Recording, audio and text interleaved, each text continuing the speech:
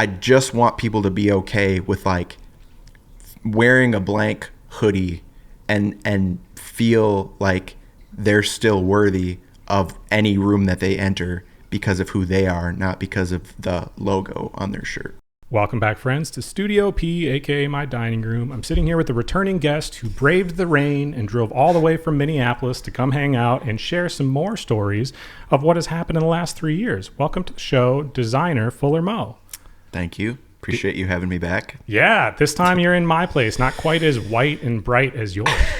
Yeah, far less stark than what I've got going on over there, but yeah, you got a vibey crib here. Yeah, you got to have a good space when you work from home, which you're still working from home pretty much all the time these days, right? Yeah.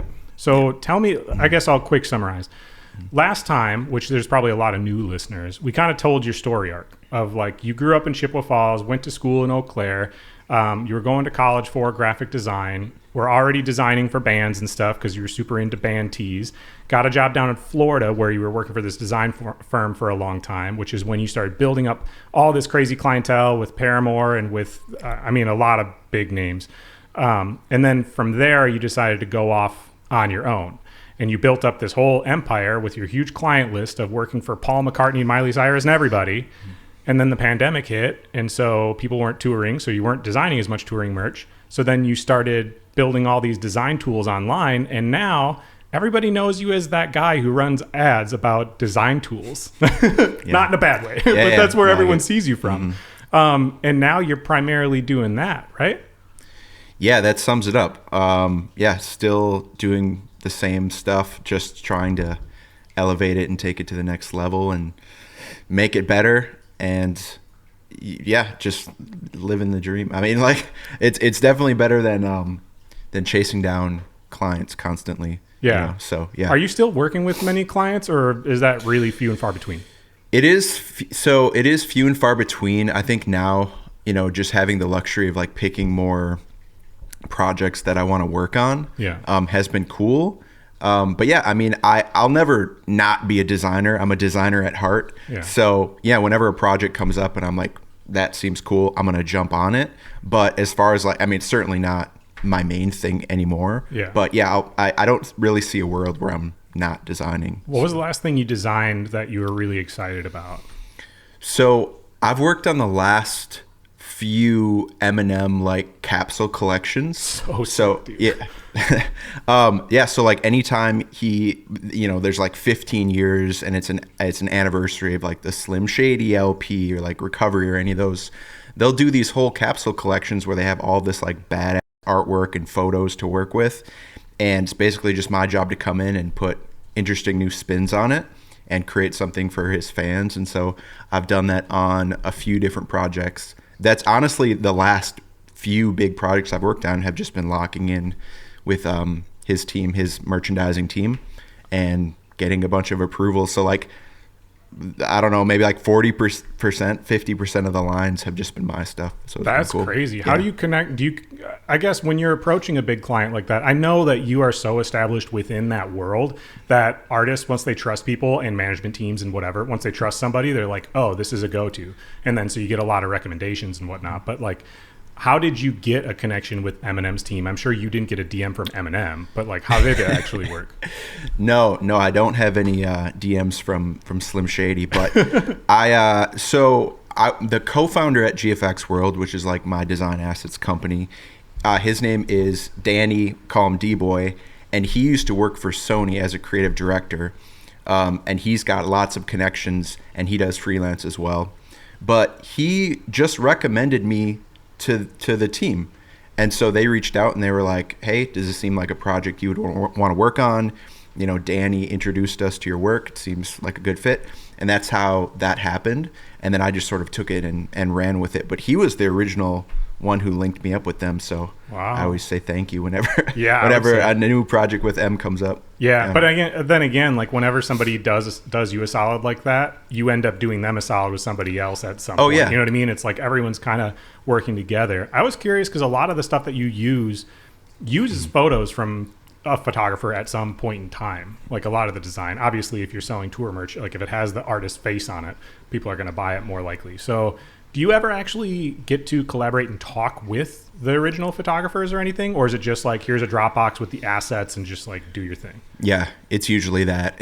I don't think I've ever, I think the only case was when I worked in Florida, one of the photographers who worked on a lot of projects locally with like Fueled by Ramen with some other labels down there, they were best friends with the owner of the company just randomly.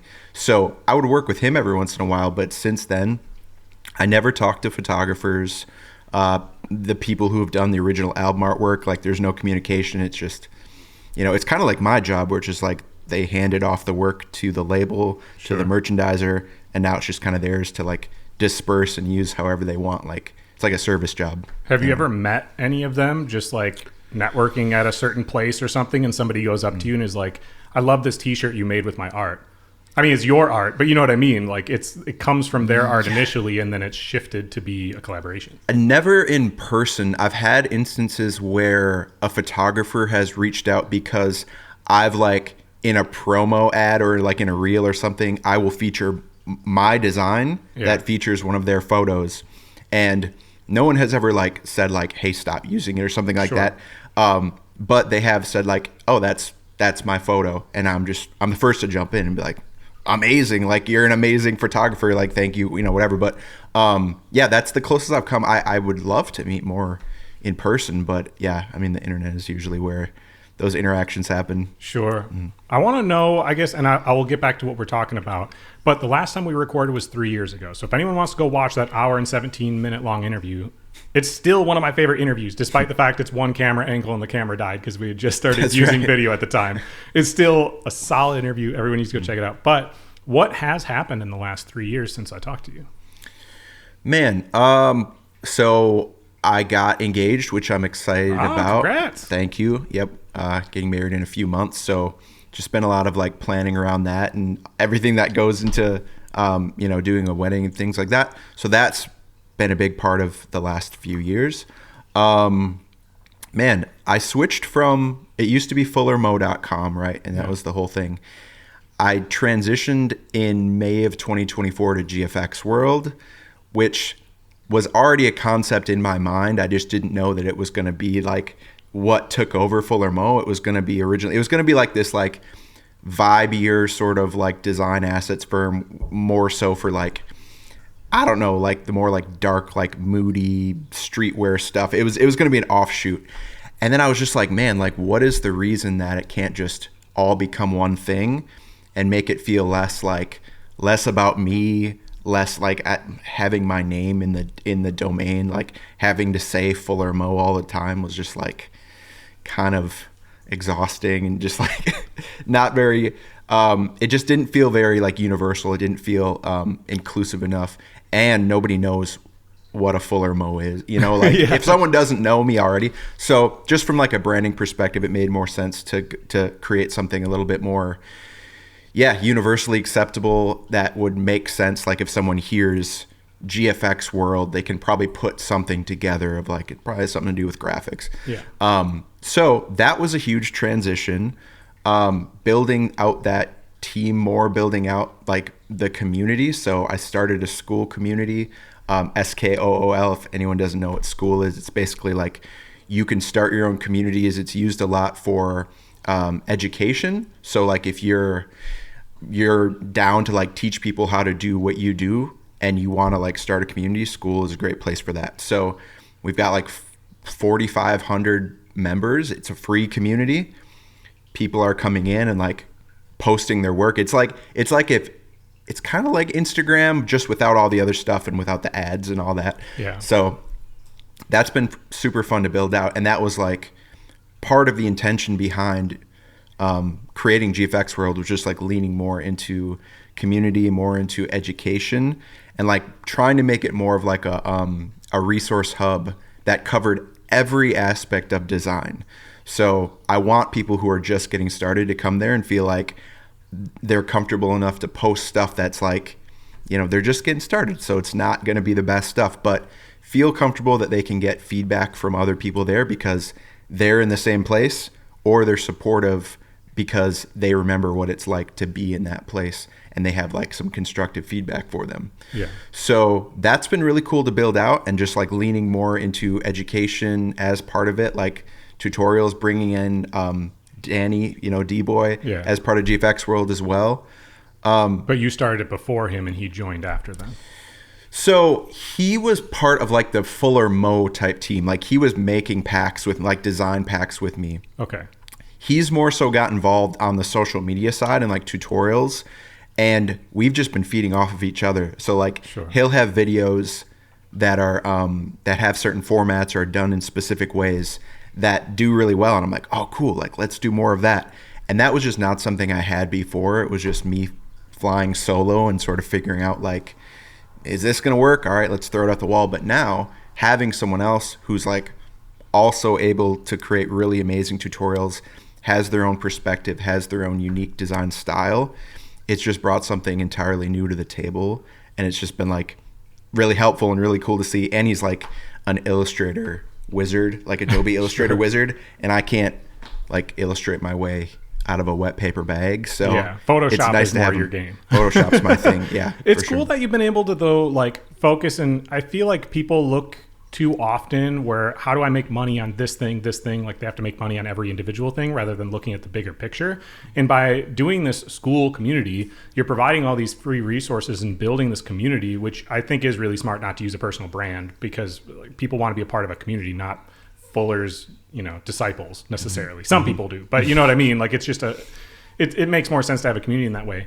But the natural side effect then is people are going to want to buy your products, buy these packs to use. People are using them. You know what I mean? Like it does have that effect where it increases sales anyways, but it doesn't have to be like, okay, well, how do I nickel and dime and charge everybody $5 a month for this thing, charge everyone for this thing? It's like, if you just provide value first, you can make money on the back end. And it's similar with podcasting in the way of like, I do think this show provides a lot of value to people, and it doesn't cost money to consume it.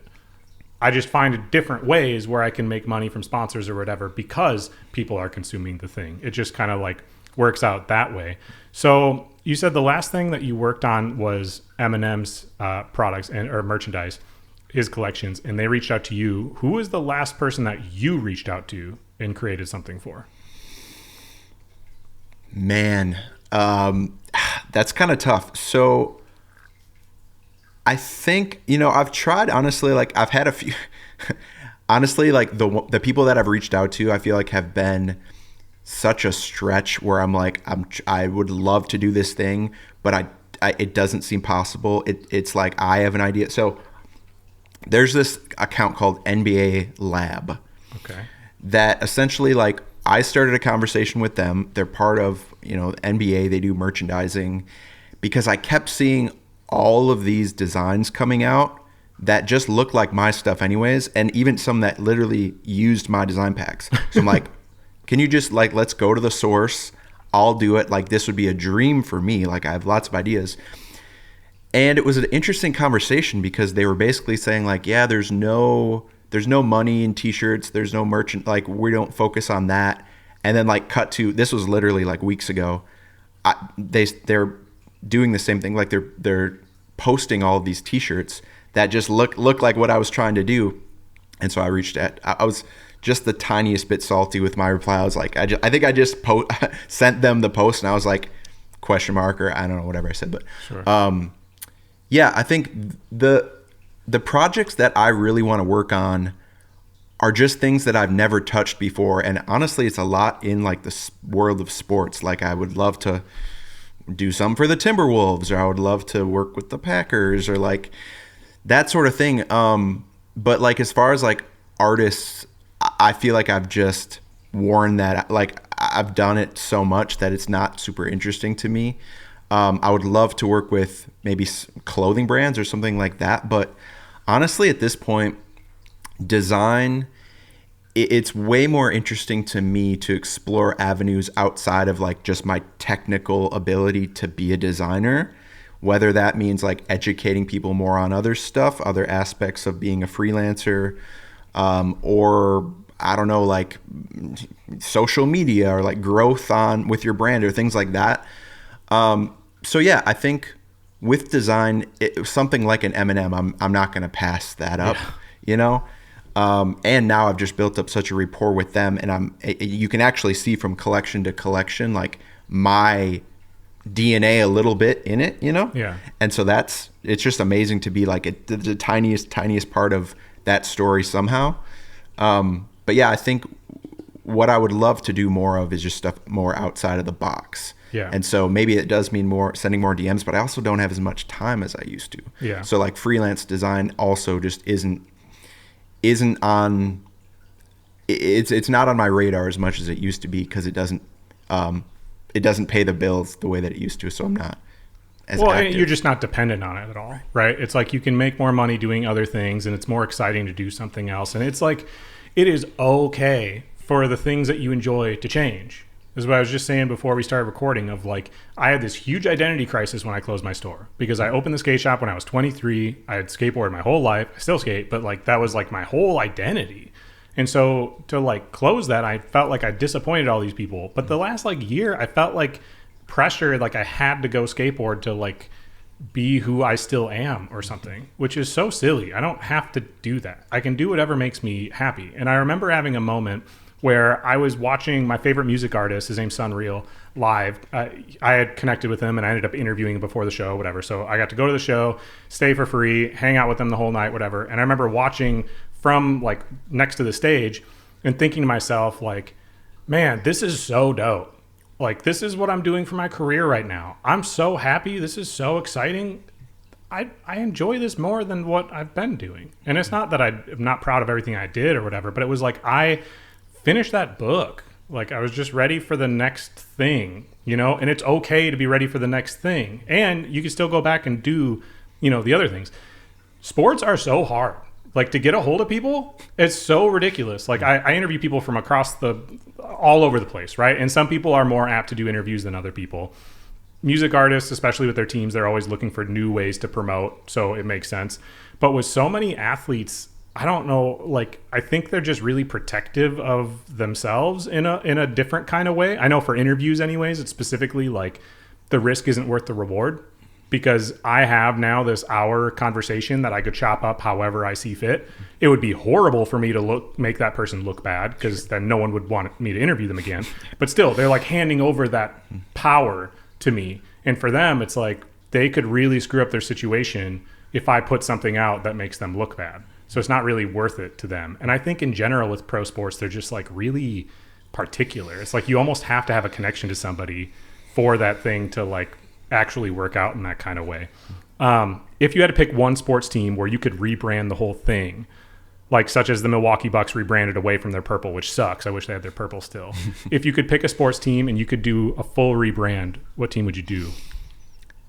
It would be the Packers for sure. And what's interesting is like they've had like some cool collaborations. Like they just did a collaboration with Lil Wayne, and the idea was like, let's take the Packers logo and make it look like cheese, which seems like the most like bottom of the like that's where it ended up.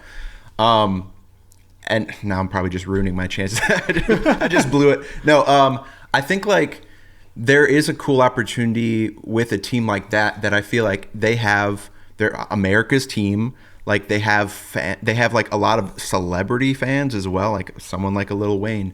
And I just feel like I would want to just like make them cooler. Just, I don't know, like whenever I look at it, just feels like a Kohl's ad or something. When I look at their like merch, it's just like the most basic stuff. And like, you are right, there are a lot of like restrictions a lot of times, and that can happen too with like what are called legacy artists, like a Rolling Stones, the Beatles. You can't go too far outside of like their IP. You can't introduce new elements into their world.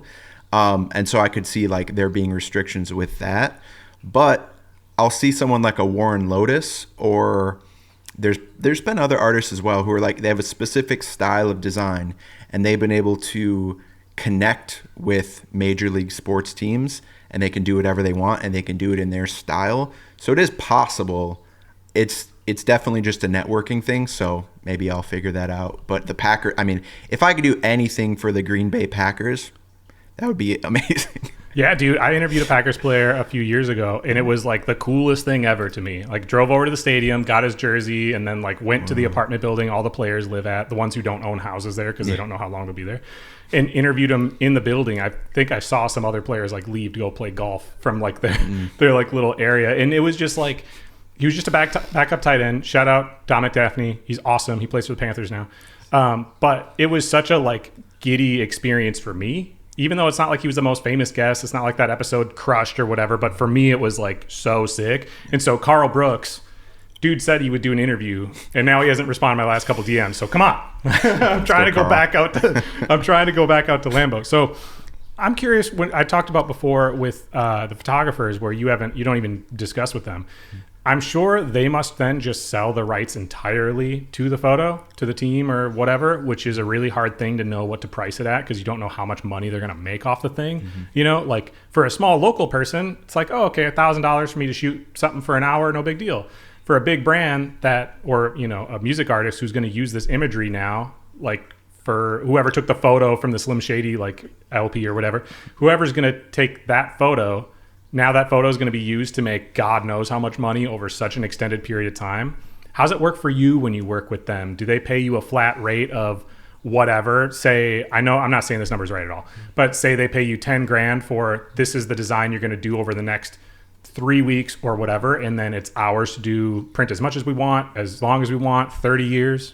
Yeah, that's exactly it. So as I sort of like, I mentioned it briefly, but like, design, at least in the merchandising industry, is sort of just like a service-based gig. It feels the same way as if I worked as like a window washer, like any specialized service.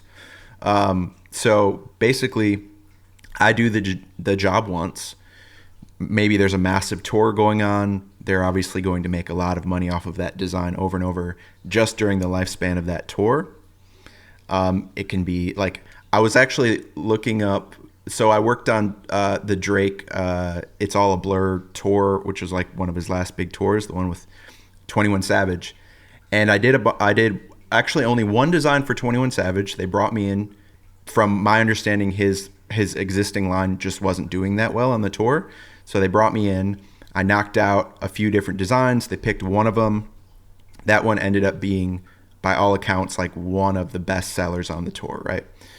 Merchandising, I think for the Drake tour did $300 million. Or the tour did $300 million, but merchandising usually makes up, you know, it could be 30 million of that 300. So it's a big part. It's a big part of it for me to get paid once. So yeah, that's all to say that I think if we're talking about like photography with album artwork or things like that, it probably is similar in that I'm sure sometimes they just do the work once, they get paid once, and then someone like me 25 years later uses the same photo and does merch with it. But I know that there are also instances where designers, photographers do collect royalties. They can set it up in a way where they get paid for life, but it's very, very rare and it's very difficult. And so I guess what's interesting to me is that merchandising and design is viewed so differently than other creative fields when it comes to like working with musicians, working with bands, working with their identity and their voice, but it's a creative act. So like if I'm a songwriter and I use an artist's voice, I'm writing for Katy Perry. Sure. Now I'm using her IP, I'm using her voice, whatever the theme of the album is, wherever Katy is right now, I'm going to write a song around that.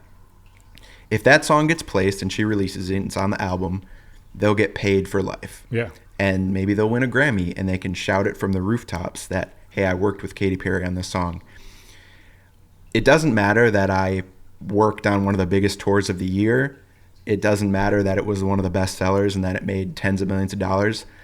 I get paid once and I can't tag the artist. I can't like merchandise. I'll try not to go off on a tangent, but like basically merch designers just get treated so differently than songwriters and producers in the music industry. But I don't fully understand why. I mean, I assume it's just because there hasn't been a leader in the industry that has pushed that change, right? That like organizes people not necessarily into a union, but organizes all the top designers to say, okay, this is what we're going to build into all of our contracts. And if 80% of us agree to do so, it's going to force the hand of some people, because there are a lot of people. Like I recently interviewed Brent Schoonover from Minneapolis, which coolest dude. You got to meet this guy. He's so rad. He is a comic book illustrator for Marvel and DC. He just like lives in Minneapolis. Sick. So sick. But he's done a lot of art that you've seen in Minneapolis. Did you see that cool poster that they did for Post Malone and Jelly Roll's tour, where they when they performed in Minneapolis? That was like a Magic the Gathering card where they look like Spartans. Oh, okay. I'll show it to you. It's so sick. But Brent did that cool. one. He did one for AC/DC super recently. He's done like all kinds of design stuff. But for most of that, his wife works in like marketing space, so she's like understands contracts and handles a lot of the business side for him. They build it in where there's just a certain period of time. It's like you have access to this art, as much use as you want, for 3 years. And then if you want to keep using it, then we got to have another conversation. You can't just like keep using this forever. And I think like it would just take the right people pushing to like get those rights. That's how it happens with everything. Look at like the NFL right now, where all of a sudden the rookies are demanding like all their contracts be fully guaranteed. That was never a thing until a group of the biggest people are like, well, we can force their hand. We just have to have people all come together. And I think artists, a lot of times, everybody, I feel like you're in a really great position of bringing people together, not saying you need to make this movement, but I feel like a lot of designers and artists are all off on their like little islands competing for slices of the pie rather than just like working together. So I think that's probably partially why, you know, they haven't had enough power behind them to like force the hand to get what they deserve. But I think it is ridiculous to get paid whatever dollar amount and then, well, this one sold the best, so let's just reissue it for the next 5 tours and make 10 million when we pay this dude 10K. Like, it's just doesn't feel right. Eminem did actually put out an album relatively recently, finally, right? I think so. Like a year ago or something. Something like that, yeah. All these legacy people that were around forever, it's such a bummer when they have something come out and it doesn't like pop like it once did, especially being a fan from, you know, back whenever. You're like, you deserve the limelight again. Like, let's give you the limelight again. But I think they're just cozy, like touring, doing their thing. You know, like when I interviewed the singer of the Beach Boys, I don't think like they care about doing media stuff. It's just like, we've made everything we need to. Now we just perform where we want to, when we want to. And like, we're just living the dream. Okay. So your social media, when I interviewed you, had just exploded from like 2,000 to like 60,000 followers or whatever. 3 years later, today, you're at 157,000 on Instagram. You had 63,000 on YouTube and 21,000 on TikTok. Okay. I think so, which is like 230,000, which is pretty wild. How did you grow it to that over the last 3 years? Was it really just like you're so good at Facebook ads that it just like works? I mean, how did it grow? No, well, so the initial like bump was definitely from the ads, and I think I even mentioned that last time we spoke. Yeah, we talked about it. Yeah, but since then it's funny. Like I've had videos that have done millions of views, and it's just been organic content where I've just found weird little interesting pockets of my niche that people want to see, and so most of the growth since that, I honestly have trimmed down on ads so much over the last 3 years. Like just in the last year and a half, I've scaled it way back and focused way more on organic content. And so I've still seen a lot of growth from that. It's still bringing in people who want to see my stuff and who I might have the opportunity to, help out in some way with design. But yeah, it's mostly been organic growth. Do you think it's mostly because, or not mostly, do you think a big portion of it is because you already then were established in you were established in your career, but then even more so in the like social media space, right? Like if somebody sees an ad from somebody who has 3,000 followers, they're much less likely to assume this person is worth following than when somebody has 100,000 followers. They're like, oh, this must be, you know, somebody important in the space. I will follow them, kind of a thing. Yeah. I mean, one interesting thing that happens when you get a lot of followers is you start to realize how little it impacts your business. So like at this point, to me, having a lot of followers is sort of just like a vanity metric. Yeah. There's definitely something that that can be said about social proof. Like you said, if someone comes to your account and they see you have 1,000 followers versus 100,000, they're going to feel a different way about it. But with social media, I think like the key is just like continuously throwing darts and just trying to get a bullseye every time with your audience. So with me, like whenever I approach a particular piece of organic content, I have a specific goal in mind. So like if I want to make something super broad with the idea that I just want this to get a bunch of views, I know what to make. But if I just want to get like very specific views and I'm not worried about how many views that is, but it's the quality of views, then I'll make a different type of content. And I think if people put a little bit more focus on that and weren't worried so much about like how many views something is getting, I think people would put out way more valuable content because there wouldn't be this other pressure of like, well, I guess if it doesn't get 1 million views, nobody wanted to see it, which is insane. And it's funny because I've had this idea in my head of like, and now it's like people make videos about this all the time, but like if there were 700 people in a room, you don't even know what that looks like. But when your video gets 700 views, right, you're disappointed, which is insane. So I think if people can get over that hurdle, they might be able to accomplish way more and reach a lot more people who they can help out with whatever it is that they're doing. Yeah. But we've been so conditioned to feel like if a video doesn't pop off and get millions of views, it's a failure, which is obviously incorrect. Yeah, I mean, it's tough because I've been seeing this a lot. I was talking to my partner about this the other day, and I was telling her, like, you have all these people who have established audiences that post so much less than they used to. And I think it's because they're worried of like, well, the post isn't going to perform as well. I don't want to put anything out unless it's going to perform well. And so people are really in their heads about that.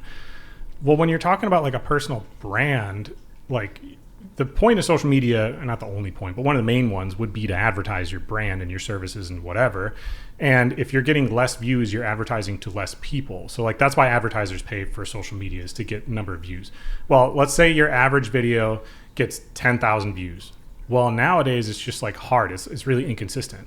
If you're only putting out one video every 4 weeks, so 4 times a month, you got 40,000 views. Versus if you just post it every day, and one gets 3,000, one gets 1 gets 8, one gets 7, one gets 15. You're going to end up with 100,000 views plus, rather than the 40. But people then are so focused on, yeah, but then I have this video that has only 1,000 views on my feed. You know what I mean? And it's like this weird thing. So I've been trying to not focus on it, but it's really hard because you feel like you work really, really hard. And then you're not like, if you're focusing on the results, it looks like you're failing, which isn't really the case. But it also has been tough of like the way social media has moved. Things are so focused on like the algorithm shows it to people who don't follow you more often, which is like good and bad. But when it's showing things to people that don't follow you, it's hard to share anything that's like more personal or meaningful to those people because they don't have an attachment to you and they don't necessarily trust you. So I feel like the content that's being shared that's successful is way more surface level than it ever has been. Have you kind of felt the same way about that? A little bit. I mean, I feel like, I think there's still this idea that social media works the way that it used to, where it was like, my feed is made up of the people I follow and it goes in order of when they posted it. This is how it used to work. Yeah. So I talk to people all the time that will say like, I just posted yesterday. Is it okay that I'm posting today too? Or are they going to be sick of me? And like, it's very rare that you can post too much just because the way the algorithm works now, like you'll see something from 6 days ago and it'll feel like it was just posted. Yeah. It just doesn't work the same way. It's more spread out. It's not, it's just not the way it used to be. And I think if your whole goal is to get 1 million views per video, like good for you. I don't think you're going to be able to sustain that. And I think you're going to get very frustrated when you fall short of that, which is going to be all the time. And there are all these coaches out there, viral coaches, like this is what you need to do. It's got to be this type of hook and all that. All that stuff's important. All of that has been in advertising forever. It's not anything new. But if you look at some of these really huge accounts from people who are widely known on social media, who have millions and millions of followers, if they're posting a lot, you're still going to see those videos that have 13,000 views. And if they have millions of followers, like, that seems insane. But the way that the algorithm works now is that your follower count just doesn't matter as much. Like, you can have very few followers. If the content is good, if the message is good, if the hook is good, things like that, you can get shown to a lot of people very quickly. So I think any attachment that you have to views on singular videos and looking at your grid and seeing this number doesn't look right, so I'm going to delete it, is just attached to your ego, and you just have to like kill that, because there's just no place for it, and it doesn't help. It doesn't help you stay consistent. And because Instagram and all these other social media platforms have become so good at narrowing down on exactly who is going to like enjoy what they're seeing from you, then that means the quality of the views is going to be better typically. And so I would just try to focus on value over views always. Yeah. Well, and I think the other thing is just really diversifying amongst spaces, because you don't know that Instagram's always going to be working for you, right? That's why it's so important to have TikTok and have YouTube, and then have your core like fans or followers, or however you want to word it, move over to something like school or your email list, like these other Discord, all these other ways that you can have like more direct communication with these people. Because it's awesome to have 157,000 followers on Instagram, but whether you have 157 or 4,500, if those 4,500 are actively engaging with everything you're doing, buying your products, building this community, they're like kind of the same value. You know what I mean? Within reason. Obviously, casting a bigger net, you can reach more people. If you had to start over today, how would you rank the social media platforms of where you would put your time and attention between Instagram, Facebook, TikTok, YouTube? Like how would you order them in importance? So I would say that my own social network is email, and I would put that like number one. I think email is by far the most important place where you should be building your audience. One reason is control. If tomorrow Mark Zuckerberg wakes up and he decides that I'm a professional, like UFC fighter, and I don't care about Facebook anymore, and we're going to shut it down, and you've built up your business over there, what are you going to do? But if you've been actively building your email list, you can reach people any time of day and with any message that you want. So I think email would actually go number one, and I think it's the most important place people should put their time and effort when they're trying to build an audience. I think Instagram is still where people are, very active. I think it used to depend more on what your demographic was. I think it matters less now. There was a time when I think people viewed TikTok as more of like a juvenile platform, and you're not going to find professional, like the LinkedIn crowd is not going to be in TikTok, and I think that's changed a lot. So I think I would rank email number one. I would put YouTube number two, because long form to short form content, just from like a strategic perspective, is the most useful. If you have a long form content, you can chop it up and then it becomes Reels and TikToks, right? So if you put YouTube at the forefront, you're going to have a lot more content to work with. So email, YouTube, and then probably Instagram. I think TikTok is still like a bit of a wild card. I honestly can't figure out TikTok. Like there's no correlation between like, okay, this video popped off on TikTok, so it's going to do well on Instagram, or vice versa. It's like a crapshoot. So yeah, I think they're still getting things dialed in. Them introducing the shop has been interesting and like kind of cool, but now I'm also like, if I want to get a new like holder for my phone that goes in my car, and I look at one thing, it'll just dominate my feed. Yeah. Like, it's insane. Until you buy one. Until you buy one. Yeah, it's insane. So I don't love that, but it's kind of what also. I mean, Instagram, 2 out of 4 posts you see are sponsored now too. It's just like kind of how it goes now. It's just like overly ads. And I pushed and pushed back on using TikTok forever until I finally just accepted like Well, I want to turn this into a sustainable business. And the way for what I do to turn it into a sustainable business is based on views overall, which long term means building people that care about the content that I make. So again, like I could make a clickbaity bad thing, but it would just kill my audience. So that wouldn't work long term. But so that's where I need to build long term. In order to do that, spreading it across the platforms is really like kind of the way to go. And you don't know what's going to work. It's like I have time frames where TikTok for 2 months, I'm just on the right side of the algorithm and it's just like working, you know?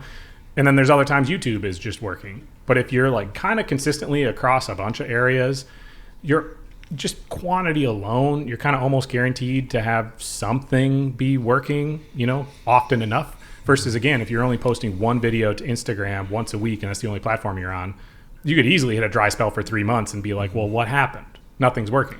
Yeah. Okay, so here's a different question you probably haven't heard before. So Tyshawn Jones is a very famous pro skateboarder, and he had this massive contract with Supreme that he recently voided, not on purpose. And so they cut his contract. Now he's suing them because he was making like $800,000 a month from Supreme. Wow. Supreme sold to a new owner or new ownership. And I'm sure part of the deal was they were like, we don't want to carry all these costs. Let's assume that you were hired by Supreme as their new creative director. What things would you change about a successful brand like that you think they're falling behind on? Which things do you think they're doing really well at that you think are going to be moving forward? Like, let's keep going that direction too. Man, I mean, so obviously like Supreme has built up an enormous fan base. They're one of the OGs in streetwear. You know, they have a certain look, a certain quality about them that make people, you know, love what they do. The logo is iconic. They have they're checking so many boxes, right? I think for me, like, if you're going to like go in a new direction, you just have to go like super hard. And there are certain shifts I feel like within like, so like there's a changing of the guard I feel like kind of happening right now in streetwear. I don't know if you know this, but like recently, like Bobby Hundreds stepped down from the Hundreds as creative director. He works for Disney now. It's amazing. Like it makes so much sense. But he sort of is passing the torch on to someone who worked at the Hundreds for a long time, who's younger, who's a bit more tapped in probably with like what's going on. So I think the biggest issue with a brand like Supreme, who in my eyes has sort of dwindled a little bit in terms of like you have you know, these up and coming streetwear brands who just like have more cachet with their audience. They do better on social media because they're like following what's going on. And when you're someone as big as Supreme, you're kind of just resting on your laurels probably to some extent, because like as long as someone's walking around with a box logo, I'm not, you know, as long as Tyler the Creator's wearing a box logo, you know, like I'm not going to worry about how our brand is doing and what's going on in the social zeitgeist or on whatever the trending thing is. But it's important because if you're not tapped in with that stuff, then your audience is going to like get old with you and you'll die together. Like there's so there needs to be, so as far as what I would do, I don't know that I would do anything different other than hiring people who are more tapped in with what's going on right now. And you know, there's always going to be those brands who want to remain sort of like the old heads, and I feel like Supreme is going to be one of them. And I think that they're perfectly fine with just having their core audience, having that brand recognition, and not really wanting to change things up too much. But yeah, I think it just depends on what the goals are of the brand. If you want to remain relevant, it's a good idea to just continuously stay tapped in with what's going on. But if you want to just become like North Face, you can do that too, and you'll always have an audience. But you're just not going to be, it's not going to be like the hip things people. You're not going to stay on top is what's going to happen. Is you catch these waves, and Supreme caught the biggest wave you could catch, right? But that eventually will like mellow out a little bit. Now that wave may peak at number 1 for the biggest streetwear company in the world, and then may level off at number 8, which is still a massive streetwear company. But that will happen. I mean, something like Supreme is so dependent on the youth being like into it, because it's just like kind of the style of it, that like when it no longer is cool, that will fade. And I think they will. I'm not saying they're going to hit bankruptcy by any means, but I think they will drop off like pretty significantly if they don't change. The thing is like when you get to the top, I was watching this Taylor Swift documentary, and she was talking about how basically saying like, if I don't win all these Grammys, it's a failure, right? You get in this mindset of like, because this is what I did previously, anything that isn't better is a failure, which is like such a horrible way to look at it, because you can't always one up yourself. You have to be willing to take risks and accept that not everything is going to hit. And people get so afraid of things, same way with social media, like I was talking about before. They get, instead of looking at like, I need to hit a home run, they're like, every single thing has to be a home run. You know what I mean? Mm-hmm. And if this doesn't work, then it's all over. So they just start going with the safe option. But by going with the safe option over and over and over again, you're just like seeing a slow decline because you're not bringing in new people. It's better to take risks periodically, but it's just scary to take a risk when you have like as big of a brand as that. Because if you swing and miss, it like has a bigger negative impact. Mm-hmm. Talking about trends, like you're saying, things were changing in streetwear. What do you think is the best fashion trend of the last 3 years? And what do you think is the worst fashion trend of the last 3 years? I mean, yeah, fashion is cyclical. So we're seeing lots of things come back that like maybe when you or I were younger, it was popular, whether it's like now baggier jeans are cool again, like some of the Y2K influence has come back. I'm literally seeing like people dressing the way I did when I went to Ozfest when I was like 15, and it's like dominating fashion in many ways with younger kids. It's cool. So I actually love that, because I have the inner goth emo kid in me who back when you were in hardcore bands. Yeah, straight up. Like I love that. I love that style. So I appreciate that, but I think, I don't know, as far as like trends that I don't really like, I think, you know what? I love the fact that there seems to be less of a premium put on logos and labels now. I don't know if that's been the result of like RIP, but RIP Yeezy, but that was, he had such a big hand in, I think, like premium basics and like no logos or anything. And I really appreciate that. And I think that the corniest thing is when you just see someone who's dripped out and like they got Gucci flip-flops and they got a Prada bag and they got all this stuff just because they think the logo is like what makes it cool, and they don't really care. Like I love about 3 brands. So if you see me wearing a brand in one video, you'll see another video where I'm wearing the same thing, but it's not because I think people will think I'm cool because I'm wearing the brand. It's because I like the brand. It fits well. I like the logo. I like what they represent. And that sort of thing. So yeah, I think if there was one, I don't even know if you'd call it a trend because it's been around for so long, but like, yeah, I don't love this, I'm decked out in all Gucci, all. So you're not a big fan of the box logo t-shirt being printed in a million different ways? Not really. Well, the funny thing is all that stuff gets like faked so much too. I mean, there's entire markets for counterfeit goods. So at that point, what is the difference really? It's just, you're trying to put out this projection of yourself, or like whether it's like, like I'm cool because I have a box logo, or like I can afford it. But if people think it might be fake, then that kind of takes away that whole notion anyways. So then it's just like about you. Yeah. So yeah, I think honestly, even going back to what you were talking about earlier with like taking risks and hitting home runs and things like that, I think the only thing that will guarantee a home run is authenticity, like every time.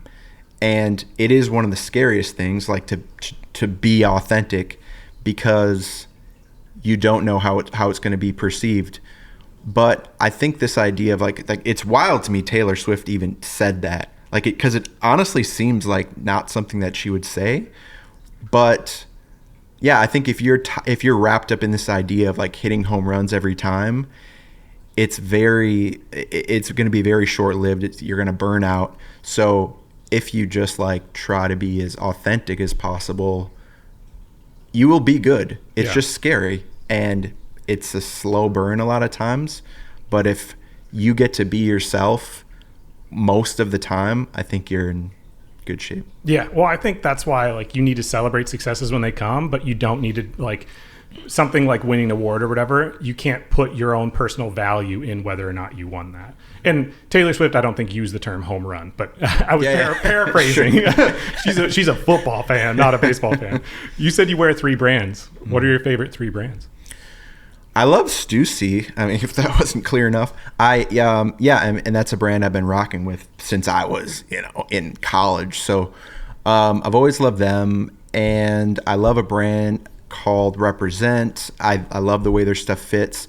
I've always loved heavy metal, like the style of heavy metal graphics. And their weird thing happened. Actually, I just put out a YouTube video that was what if Represent collabed with Iron Maiden, and it was 3 months ago, and this week they announced they're collabing with Iron Maiden. Whoa. So I look like some sort of prophet there, but so I like what they're doing, and I still enjoy it. Fear of God, I think they've honestly kind of fallen off a little bit and maybe rested on their laurels. I've seen the quality go down with them a little bit, but yeah, I honestly buy fewer and fewer brands nowadays just because I don't know if this is just getting older, but like my number one focus is just like, is it comfy? Does it fit me? Can I still like throw it on when I make a video and then leave for dinner or like going out or something like that? That's become more of sort of what's at the forefront when I'm making those decisions on what I'm going to buy and what I'm going to wear. Clearly you're getting married. You don't care anymore. What I look like don't matter. Dude, she's locked in. I think, again, like I wish people, it comes down to just like how confident you are in who you are as a person. Then you can rock whatever you want. And then it's just self-expression you're not worried about. But I struggled with that, like growing up.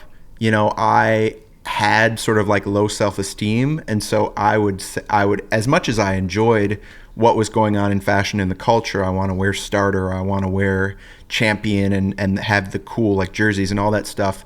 A lot of it too was just like, I want people to think I'm cool.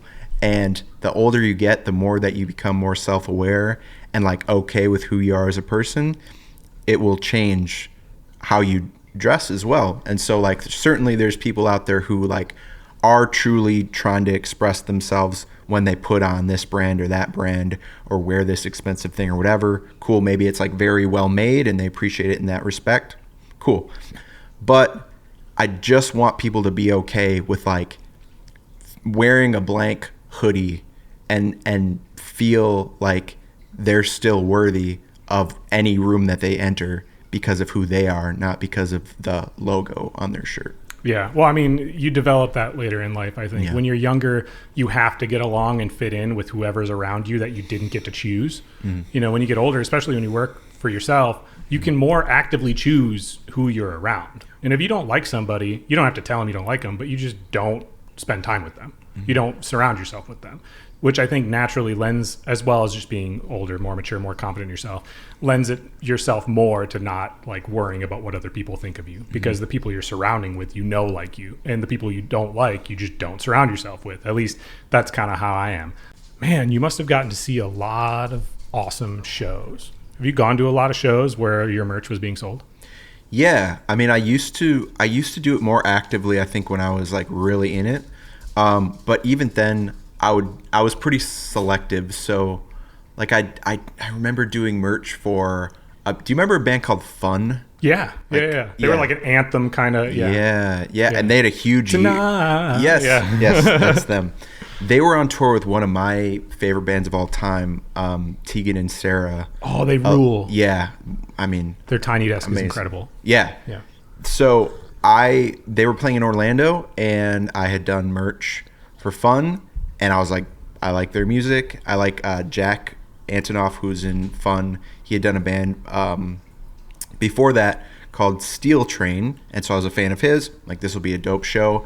And it was, I think, one of the few times where I asked my not representative, like the manager I was working with, like, could you get me into this show? And I was just like a standard ticket or whatever, and they got me a seat down in the first row of this like arena, and it was off to the side, and there was like no one else there. I was like, oh man, this is so cool.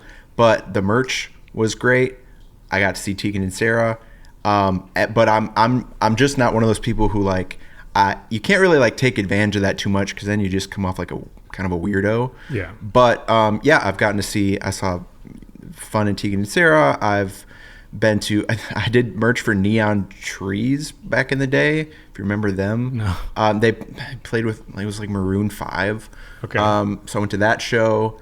I mean, I saw Childish Gambino in Chicago when I did all that merch. Yeah, there's been tons of bands over the years. You know, the one band I never saw who I did merch for was actually, and I think we talked about Newfound Glory in the other conversation we had. I always wanted to go to one of their shows when they were selling my merch, but I never got the opportunity to. But yeah, I so much of what I do is also like retail stuff. Yeah. So that's the other fun thing, when you can like go to a store and buy a shirt that you've designed. Anyone who's gone to a Hot Topic in the last 10 years has seen something of yours, most likely. Yeah, for sure. For sure. Yeah, that was definitely a weird trajectory there, having worked for them, and then, yeah. But, yeah, I think the part of me as a kid who was like collecting band shirts and going to Warped Tour and all that is definitely pretty stoked to have the opportunity to go to shows and buy my own stuff. But, yeah. I think there's definitely something to be said about collecting that stuff too. So I always try to make a point to, you know, buy merch at shows whenever I've done anything. But I'm just a fan of band merch in general too. So you buy your own merch at shows, like ones you design? Actually, I don't think I did at the Fun show, but then I'll usually you can find most of the choice of it ends up online anyways. Yeah, so like, I did, I would have loved to go to, and I don't know if I had done this since the last time we talked, but I did. So Nas did one show at Madison Square Garden where he did his whole King's Disease trilogy. Okay. Special event one night. It's the Garden. So I got to design some merch for that. And I was on the fence. Like, Nas is my number. He was on my bucket list forever. And I finally got to cross that off. But he's my all-time favorite hip-hop artist. And so I was like, man, like, do I go to New York, go to the Garden, go to this thing? I decided not to. It was honestly just because King's Disease is not my favorite. If he was doing Illmatic at the Garden, I'll buy a ticket, you know, right now. But yeah, so I think just grabbing that stuff like after it comes out and available. I think I had to buy that one on eBay or something, so I probably paid twice as much for it. But you didn't fly to New York, so you saved some money. That's true. That's a good point. Okay. Is the silver lining? Is your wife gonna make you get a separate storage unit just for all of your stuff you've collected over the years? I already have one. Do you? Yeah. I have one down the street. Yeah, it's so. I was actually just there not long ago, but it's funny. I have these boxes that are just full of T-shirts I've done over the years. I don't know what's going to happen with them. I think in my mind, there's a world one day where I've got this spare room, and it's probably where I do, you know, like videos and things like that. And I would love to have just like a corner, kind of like what I have now, just like a limited sort of like, here's all these T-shirts I've done for all these artists, just as something to remind me, like if nothing else. It looks good in the background of a video as well. But yeah, I think I'll definitely regret it later on in life if I don't have that stuff to physically hold on to. Yeah. Because I don't know what it's like if I have to like poke around with like holograms and stuff like that, and I'm like trying to figure out like what it says because my vision is getting bad. Like, I need to be able to hold that hoodie I did for whoever, like up to my face and be like, wow, it's crazy. Yeah. Well, I mean, I have one of every shop board that we did over the years. You know, I have like some specific things, like the original boards I painted on that then I made into graphics and had the board printed. I have the original paintings of those ones I made sure to keep. I definitely kept select things that I knew I would want. There is a part of me that's like, I wish I would have just kept at least one shirt of everything, but that would have just like amounted to quite a bit. So you said you would love to go see Nas if he played Illmatic. I'm sure you've met some of the artists that you've designed for. Definitely not all of them. I doubt you and Miley Cyrus were kicking it playing a basketball game. You don't know that. It's possible. Hey, it's possible. These people really are just people. You never know. Yeah. If you had to pick one music artist that you designed for that you have met in person and you're going to be stuck on an island with them forever, which artist are you going to pick and why? Man, wow. I mean, you know what? I mean, I've designed for some. I almost want to go to like a local band just because I'd maybe be kind of friends with them already. Desert Island. I hate Desert Island questions. Honestly, I appreciate them, but they're always so tough. Yeah. I think probably K-Flay. Oh, sick. So she didn't answer my DM. Just kidding. She came to Minneapolis and I was like, I want to interview you. Oh man, she's cool. Yeah. Yeah, I mean, we had a really cool rapport. She let me do kind of whatever I wanted with her merch. And so I would have these weird ideas and she always rolled with them, was always very active in the approval process and like was part of the creative process. So, and she just seems chill. So I'd probably say K-Flay. Yeah, I wish I could do more for her again. I don't know what yeah.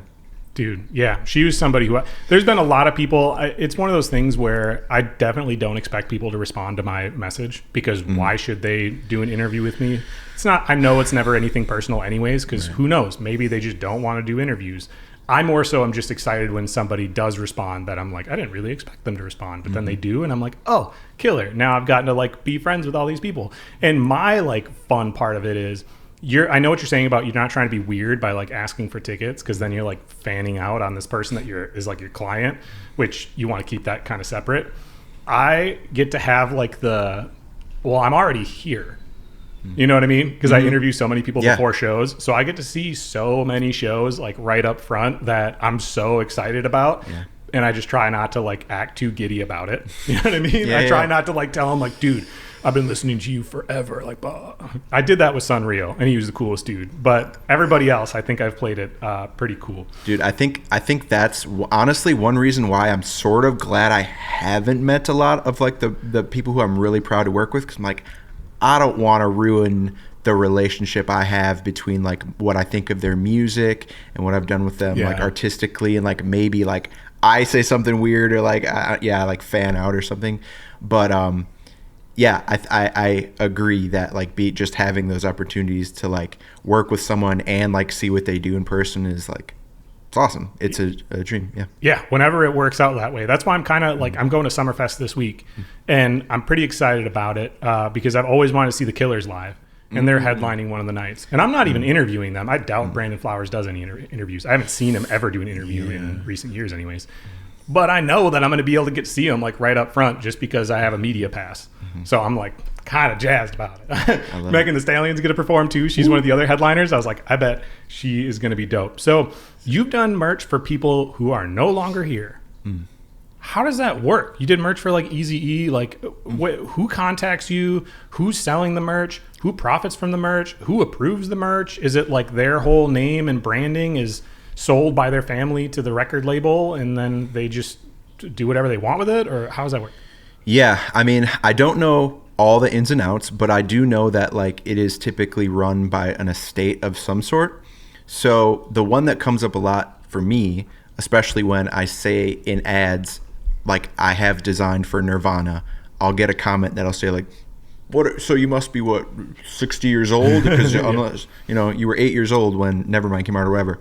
But so people don't know how it works a lot of the time, and they think I guess when someone passes away or a band breaks up, that the merch machine stops, but it doesn't, because there's always new fans. There's always people discovering their music for the first time, and the lifelong fans who want new stuff. And it's an IP. It's no longer just a person, right. you know? Yep. So with someone like an Eazy-E, I mean, their merch is still run by, I think, the label who probably worked with NWA back in the day, I would assume, or it's strongly associated with it in some way. But yeah, I mean, it comes in like any other project. I mean, it's just this is a legacy artist. The direction and all the rules are the same. But I think it's a really important job to have, because I, again, have to like appeal to someone who's just finding Eazy-E now and play into maybe like what's going on with fashion now. And I have to appeal to the lifelong fan and have respect for this legacy that they've built and all of this amazing art and photos that are associated with it. So it's a very difficult job, and it's hard to sort of toe that line, but it's something I've gotten pretty good at. And you just have to like sort of put your own sort of your own style in many ways aside, just to like sort of map what you're going to do to what's already been done in a sense, because like it would be very odd if you walked into Hot Topic and you saw a bunch of Nirvana designs that looked like, I don't know, that looked like Metallica all of a sudden, or like it looked like some other IP and it didn't make sense, or stylistically it was outside of the realm of what they would normally do. So I think for me, like whenever I'm approaching those types of projects, it is sort of a fun challenge to try to do that, versus like I'm basing it off of whatever they're doing now. I've got this entire and sometimes it's more specific, like with the Eminem like capsules, where it's like you're working, this is the album, this is the direction. But when you have someone like I've never worked on a Nirvana project that wasn't just like, here's all the stuff, here's all the scrawlings in journals from Kurt, here's all the photographs, here's every album they've ever done, use any of it. And that's like, it's daunting in some ways, because it's just like overwhelming, but it's fun too. It's cool to see that stuff. What's the coolest asset that you've ever been provided with that the general public has not seen a million times? I mean, there are some really unique photos out there. Like I remember, it's honestly, it's usually for like the legacy artists, like a Nirvana. I had the opportunity to do stuff for Michael Jackson. I've had the opportunity to work on stuff for the Clash. There's all these photographs that are iconic and everyone would recognize them, but there's also like B-sides where people don't see them, and that's another unique sort of opportunity that you have as a designer, where you can introduce people to those photos that they seldom see and show them in different ways, new ways. It's really exciting and it's really fun, especially just as a music fan, where it's like you're seeing this for the first time. I can't wait until other people get to see this as well. Dude, I think about that all the time when I interview music artists I'm personally a fan of. Like I said with Sunreal, I was thinking about it the one day, which I've interviewed him twice now. But how much somebody, if they were just a fan, would pay to have that experience. Think about like people who are hardcore fans, how much they would pay to have access to see all of those assets, just to have access to the Dropbox folder to even like look through it. People would be so stoked, you know? And like I said, with music artists with me, of like, I get to go hang out with them for hours at a time. Me and Sunreal, the second time we did the interview was the next morning, because we were both kind of hungover from drinking together the night before in his hotel room. And we filmed it where he's sitting on the one bed and I'm sitting on the other one. And I was like, this is such a cool random thing. As a fan, I was like, this is an experience like nobody really gets to have. Yeah. So you mentioned the Clash was on the list. Who are 3 artists that you have not designed for that would still be on your bucket list? Man, so I have this thing where it's like I've designed for so many artists and bands, but maybe not necessarily gotten approvals for them where I can like actually walk into a store or I can grab it online or whatever. So the Clash is one of them. They'll always be number one. So you designed, but it didn't get approved. Right. Okay. I worked my ass off trying to like, I mean, I put everything into it, but at the end of the day, if art is subjective, it doesn't matter how long you spend it. So I would love the opportunity to design for them again and try to get an approval. I think designing for maybe like like a Denzel Curry or like Pusha T. They're probably so particular with their art. I don't think I'll ever have that opportunity, but I'm going to put them on the list. I see off camera Prince is staring at me. I would love to design for Prince. I did also have the opportunity to pitch some stuff. Again, put everything I had into it, didn't get the approvals. So I think I would go old school with it. There are very few modern artists where I would really love to design something for them. I feel like I would much rather have like the legacy stuff where I'm like, I know I'm going to still be rocking with Prince and the Clash when I'm old and gray. Yeah. Which, Dude, I'm getting gray hairs already for sure. I We're didn't wanna- similar age. So I keep it really short, but they're like, there's little. My girlfriend the other day was like, "There's something in your mustache," and I was like, "No." She's like, "Oh no, you just have some grays." I was like, Dude, "Yeah, I know." I honestly, I didn't start growing a beard or have a beard until so much later in life. Like I feel like I never got the opportunity to have just like one color of hair in my beard. It would have been glorious. But yeah, it's all good. I'm looking forward to. I'm cool. I'll be good. No Dude, for real though, I think like I just turned 35, and I think 30s are the best years of your life. Yeah. Which then I'm sure I'll say that when I'm in my 40s. But I'm just like the place that I'm at right now, where I have complete control over the things that I want to do, what I don't want to do. I can take the days off that I want to. I can work on the projects I want to when I want to. I like the people that I'm around. People I don't like, I'm not around. It's just like I have been able to curate my life in a way that makes me happy. And that is like so awesome. Whenever I think about like how much money I make financially now versus what I did when I worked at Verizon when I was 22, then I'll be like, man, really? That's that whole time frame I should be making but I built my life the way I want. And I don't care what other people think about it as much as I did, years ago. What is the biggest regret of your career? Man, I think I could have gone freelance earlier than I did. I think that I held out a little bit too long at a company hoping that it would go somewhere that it didn't, just like hoping to be more involved in the company itself. So I think looking back, I probably should have jumped ship a little bit earlier, but at the same time, like if I hadn't done it exactly when I did, I wouldn't be here. Like the timing wouldn't have been the same for everything. So I think just maybe, I regret just not maybe being confident enough in my skills soon enough. Sure. And not seeing that I could totally go off on my own and do this, and having that idea in my head and wanting to like pursue freelance at some point, but just not taking the leap soon enough. Yeah. But I honestly, bro, like I have a hard time with like what I regret, because it's just, it doesn't look the same. If you can regret things, maybe just like small decisions or things like that. But if I go back and I think like, man, that was a regret.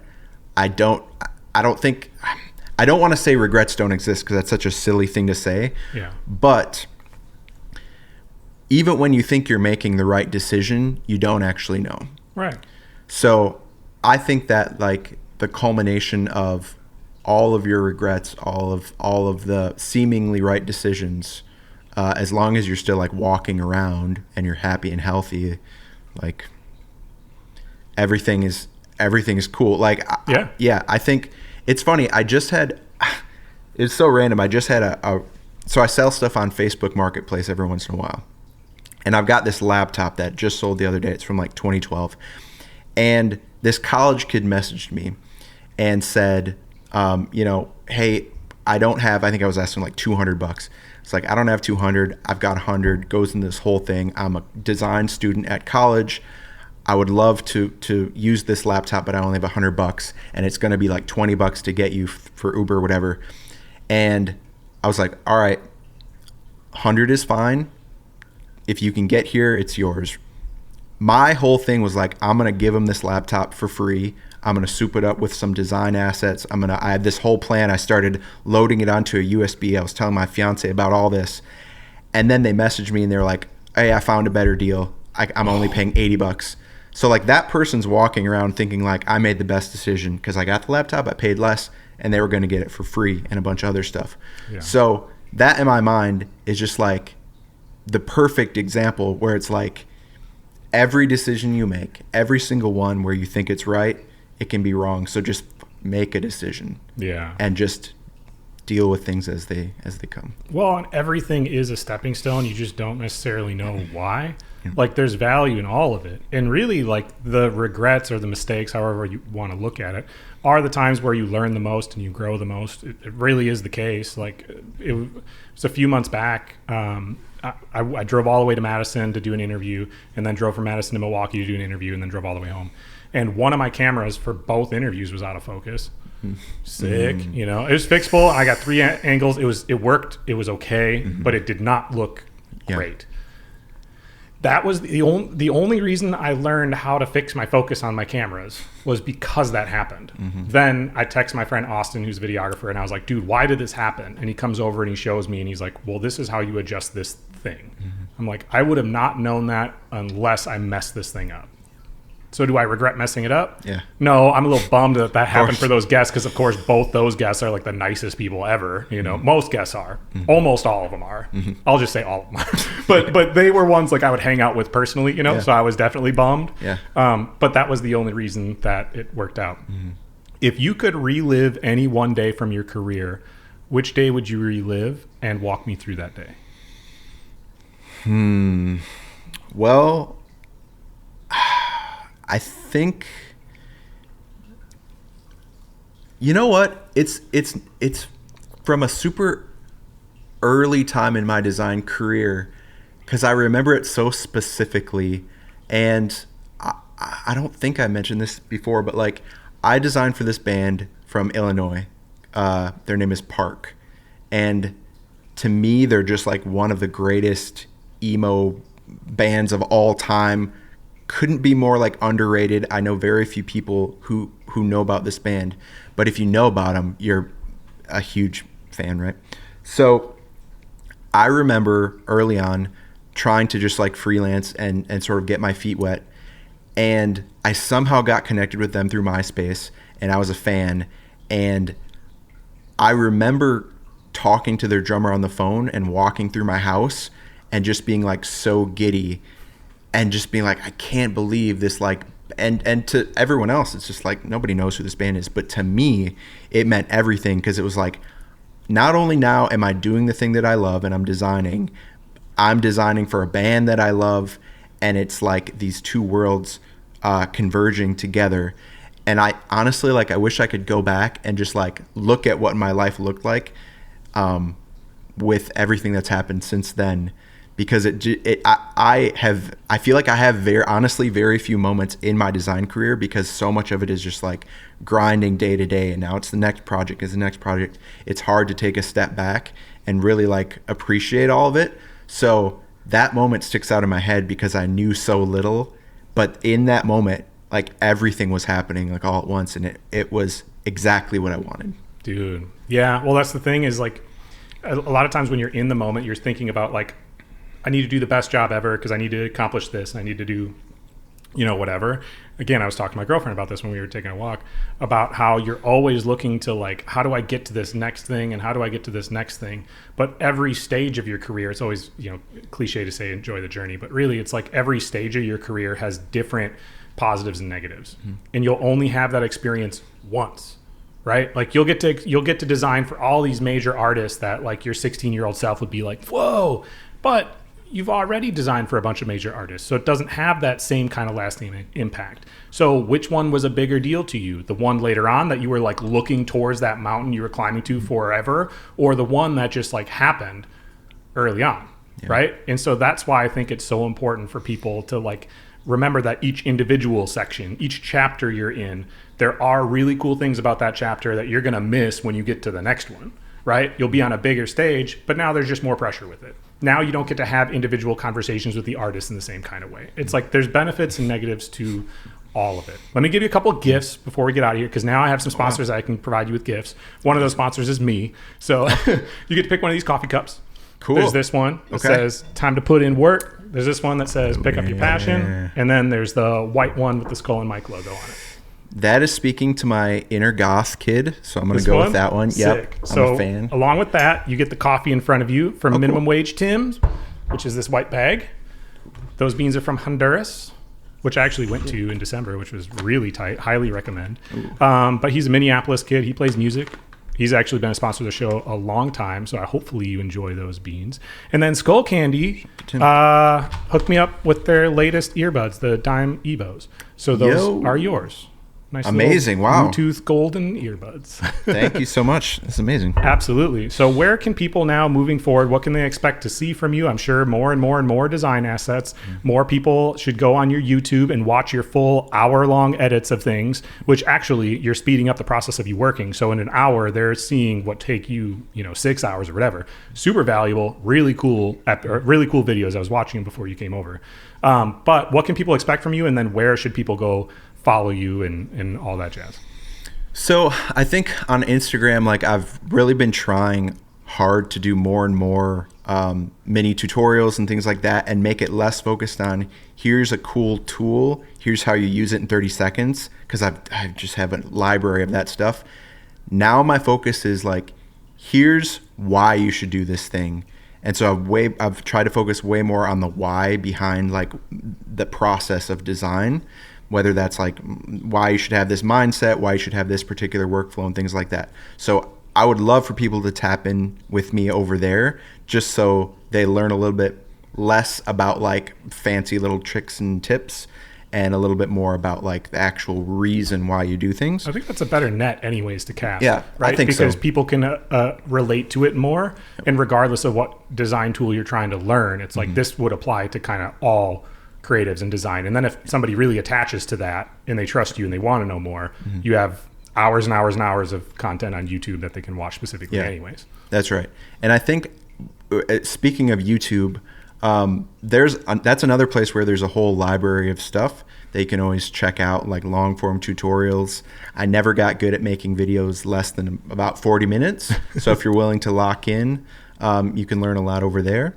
But those are the main two places. And then GFX World is, again, we're most active on Instagram. And between me and Danny, we're always trying to put out new little reels and show off what's going on at GFX World, and always trying to stay tapped in and put out new design products and help people out with their graphics. And follow on TikTok too, just because. And then over on, is it on your website that they can get the... Well, you don't sell any of your own merchandise, right?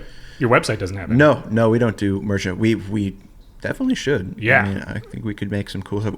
So the thing with us is we've had ideas where it's we should do a dope keyboard or something where we want to get more into the tech stuff. Yeah. So maybe that's something to look out for. Just because it hasn't been done a million times already. Yeah. So where do people get on the email list? Is that just on the website? Yeah. Or how have you built an email list? What has been the strategy to do that? Yeah, so I think having what's called a lead magnet is really helpful, which is basically something of value to people, where you're exchanging them giving their email or their phone number or however you want to run it, in exchange for something for free that is going to help them out. Sure. So I always try to do this value stack, even with freebies and lead magnets, where if I do a reel where the end result is, I would love for you to send me over your email so I can send you this free thing. In the video, I always try to show how to use the thing, or show something of value, and then say, do you want something else of value? Because that's free. Hit me with your email. Sure. So that's how I built a large part of my list. It's between that and just if you grab something from the website, I just need your email, so I have a place to send the thing. But yeah, I think anyone who wants to jump online and start doing the social media stuff, have some sort of lead magnet that you can promote, because it provides value to them. You get their email. You can then provide more value. I know people who the cool thing about email marketing too is you can set it up in so many different ways. It doesn't mean that you're constantly spamming their, in fact, you should never do this, spamming their inbox with here's the new thing, here's another new thing, here's this, here's that. You can really nurture them and like provide tips in a very direct way versus like their social media feed is flooded with all these people who are all telling them all different things, and it's coming in all at once. With email, it can just be very straightforward. Here's how to do X, Y, and Z. Here's this little thing I learned today. And it can honestly just be like anything, like throughout your day. If you just start taking note of problems that you're solving, then you can create like a series of emails. It's just like, all right, today we're going to talk about this problem I ran into. Here's how I fix it, X, Y, and Z. And of course, like you can apply that to any other social media or things like that. But if like production value and like editing and all that stuff creates a lot of friction for you and it's not something you enjoy, just do it on email. Type it out. Easy. Sure. Well, and with email, you don't have to keep up with an algorithm of like, if you don't have something of value that you could put together this week because you were busy with this project for Eminem, it doesn't matter, because when you send that email next week, there isn't an algorithm holding you back. Yeah. I am curious though, you said on social media, you ask for people's emails, but like how? They're not just DMing you their email address and you manually typing it in. Right. How are you actually collecting them? So I use a tool called ManyChat. Oh, yeah, okay. Yeah. So anytime you've seen me say like comment X and you'll get Y, that's ManyChat. So it's an automation that is super useful because that means people get their stuff whether I'm in bed at 2 a.m.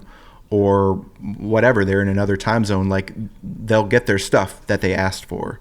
Yeah. So I have a lot of very simple ManyChat automations that I've set up that allow me to send out these freebies and send out links.